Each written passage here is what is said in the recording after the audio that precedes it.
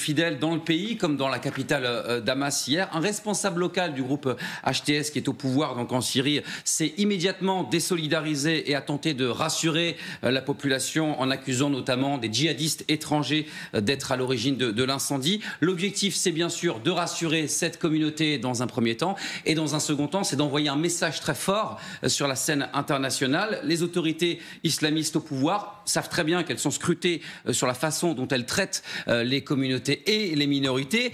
Cet événement et les islamistes au pouvoir réveillent aussi la crainte des persécutions des minorités. À la veille de Noël, donc hier, il y a eu quand même beaucoup de monde, une foule importante, notamment au monastère de Saïdana dans le sud-ouest de la Syrie.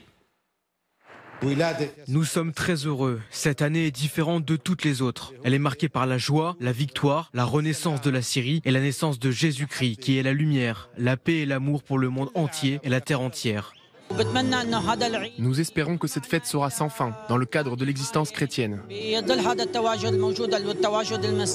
D'ici et de Seynaïa, nous disons Joyeux Noël. Pour 2025, nous espérons la paix pour tous les peuples. Et avec les nouvelles autorités au pouvoir, la communauté chrétienne qui est aussi méfiante, notamment parce qu'elle a globalement soutenu le régime de Bachar al-Assad depuis le début de la guerre civile, qui s'était lui aussi érigé en protecteur des minorités. Il est lui-même issu d'une minorité musulmane, les Alaouites. La communauté qui a aussi souffert, notamment lorsque le groupe État islamique avait étendu son emprise sur certaines parties du territoire syrien depuis 2019, avec la destruction des églises et les enlèvements de masse. Alors combien il y a de chrétiens aujourd'hui en Syrie? Une communauté de plus en plus restreinte qui se réduit considérablement. Regardez, en 2011, 1 million de chrétiens, c'était 8% de la population. Aujourd'hui, ils ne sont plus que 450 000, 2% de la population sur les 23 millions d'habitants que compte la Syrie. Si on prend l'exemple de la deuxième ville du pays, Alep, au tout début de la guerre civile en 2011, il y avait 200 000 chrétiens. Aujourd'hui, divisé par 7, plus que 30 000 chrétiens dans cette ville d'Alep. Merci beaucoup Brandon Waret. Omar Youssef Souleymane, donc est-ce que ce sapin de Noël qui a été brûlé, ça illustre parfaitement l'inquiétude que doivent avoir les minorités, et surtout chrétiennes, aujourd'hui en Syrie? Effectivement, tout le monde est inquiet, y compris une bonne partie des sunnites habitant dans les grandes villes. D'ailleurs, je tiens à préciser, ceux qui ont brûlé le sapin sont un groupe de djihadistes tchétchènes. Samba des Sayyars sont 3 types. Il n'appartient pas à HTS et cela ne veut pas dire que HTS est d'accord ou pas d'accord. Il faut savoir que HTS aussi suit l'idéologie de Al-Qaïda, la dissimulation. Pour l'instant, en fait, ils se présentent comme des gens cool, agréables, mignons avec les minorités parce qu'ils ont besoin d'être la couverture internationale et ils ont besoin des aides de la part de l'Europe et de l'Amérique. C'est pour ça qu'ils ont réagi très vite. Et ce n'est pas le seul événement attaque, je veux dire, contre les chrétiens en Syrie. Mais on a une autre église qui a été attaquée quelques jours auparavant, mais on n'a pas suffisamment parlé sur le média. Il s'agit d'une église orthodoxe dans la campagne de Hama. D'ailleurs, c'est la même campagne parce que le sapin en question, il est dans une ville qui s'appelle Kalbia. C'est dans la campagne ouest de Hama, au centre de la Syrie. Et cette autre église, c'est aussi un autre groupe djihadiste. Sont entrés là-dedans. Ils ont essayé d'obliger le prêtre à lever le drapeau de la révolution. Et lui, il a répondu en disant qu'il n'y a aucun drapeau sera levé sur l'église, ni celui du régime, ni celui de la révolution, qui est le drapeau du pays actuellement. Et donc, ils ont enlevé la croix et ils ont attaqué le cimetière, ils ont détruit le cimetière. Il y avait une réaction massive de la part des manifestants, des habitants et à Homs et à Damas, surtout à Damas, parce qu'il ne faut pas oublier non plus qu'à Damas, on a une bonne communauté chrétienne. Ils sont ici depuis même avant l'arrivée des musulmans, vous voyez. Et cela, en fait, je pense qu'on peut compter sur la diversité syrienne, sur la résistance syrienne contre n'importe quelle attaque. D'ailleurs, ce qu'on vit aujourd'hui, c'est exactement ce qu'on a vécu dans l'année 2011, quand il y avait certains appelant à la haine, certains islamistes, certains djihadistes ont essayé, par exemple, de tuer un alawite, un sunnite, etc., pour revenir, pour entrer dans une guerre civile, et ils ont réussi. Ils ont réussi à l'aide du régime de Bachar al-Assad. Aujourd'hui, Bachar al-Assad n'existe plus, et tant mieux, parce que ce régime, ils sont montrés, ils sont présentés devant les Occidentaux comme le protecteur des communautés, et lui-même, on a des preuves aujourd'hui que Bachar al-Assad lui-même a fait des attentats à Damas, par exemple, pour dire qu'on a pas des terroristes, pas des islamistes. Et moi, je suis face aux islamistes. Omar... Il n'y a pas de démocrate en Syrie. Il est possible que HTS suit la même politique aujourd'hui, c'est-à-dire HTS est impliqué là-dedans. Et HTS, ils dépendent des chrétiens, représentent comme défendeurs des chrétiens. On ne peut pas savoir exactement. Omar Youssef Souleymane, on reste ensemble, mais je voudrais qu'on écoute un responsable HTS pro-chrétien présenté comme tel, en tout cas. Sa déclaration, on en reparle juste après. L'acte qu'ils ont commis n'est pas correct, n'est pas syrien. Ce pays ne tient qu'à vous. Nous sommes un régime fondé et si Dieu le veut, ils seront punis plus que vous ne l'espérez.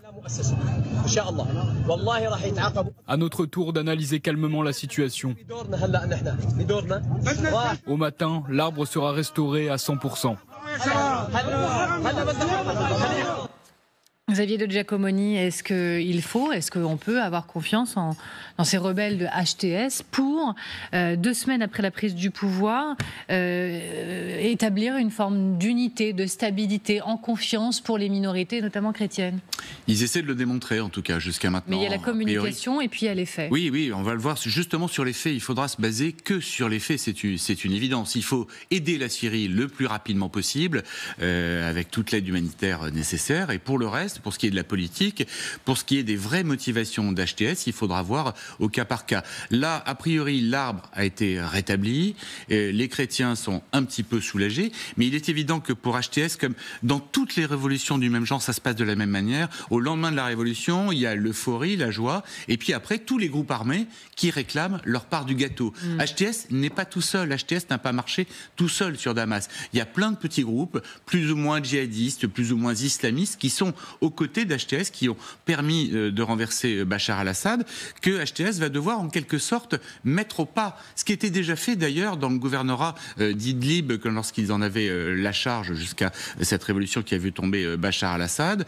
Il y a eu beaucoup de djihadistes mis en prison, et d'ailleurs une grande partie de la violence d'HTS qu'on lui reproche aujourd'hui était vis-à-vis de ces éléments plus ou moins incontrôlables. Alors là, on parle de groupes tchétchènes ou d'autres djihadistes venus du Caucase, notamment des étrangers. Tout de suite, les étrangers sont mis en avant. Ce ne sont pas des Syriens qui ont fait ça. Bon, évidemment, c'est très difficile à dire depuis le plateau. Il aurait fallu être là au moment où ce sapin de Noël a été incendié. Mais on voit bien qu'il y a une volonté de donner des gages aux chrétiens, aux druzes aussi, puisque les druzes sont aussi une autre minorité. Les alaouites, c'est encore autre chose, puisque c'est la minorité du dictateur déchu Bachar al-Assad, mais même vers les alaouites de les rassurer pour faire en sorte que les choses redémarrent et qu'il faut surtout, ce que HTS doit faire très très vite, c'est rétablir des forces de sécurité. Ils ont commencé à récupérer les armes. Ça aussi, ils ont commencé à le faire, mais ça va être compliqué. On va continuer d'en parler. Tristan Banon. Oui, non, je pense qu'il faut surtout ne pas être trop naïf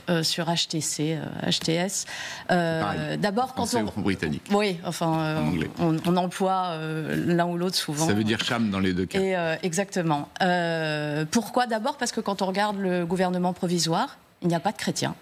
Et ça raconte aussi quelque chose. Ça raconte en tout cas vraiment une volonté de mettre les chrétiens à l'écart, en tout cas de ne pas les faire participer au pouvoir.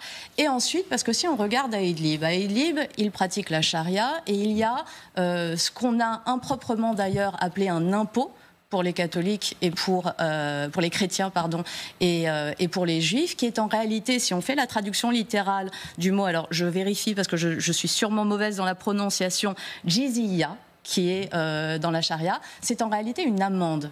Et ça aussi, ça raconte quelque chose de la façon dont on traite, dont on veut traiter, dont on veut considérer, et les chrétiens et les juifs, c'est-à-dire qu'on leur fait payer une amende pour leurs croyances. Donc je pense qu'il ne faut quand même pas être trop naïf, puisqu'on sait que la charia est en train de petit à petit être décidée comme étant le droit à la place du code civil et du code pénal actuel.